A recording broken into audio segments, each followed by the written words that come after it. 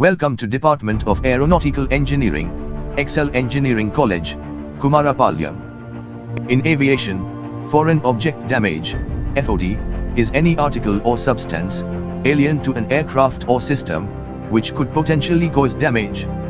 External FOD hazards include bird strikes, hail, ice, sandstorms, ash clouds or objects left on the runway.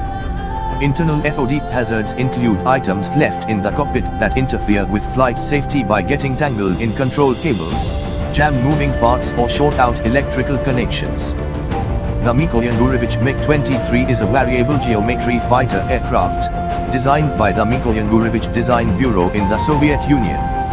It is a third-generation jet fighter, the world's most produced variable geometry aircraft, along with similar Soviet fighters such as the Su-15, Flagon.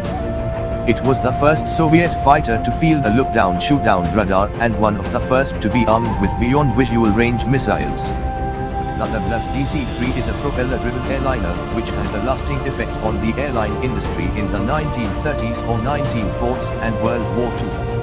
It was developed as a larger, improved 14-bed sleeper version of the B.SC-2.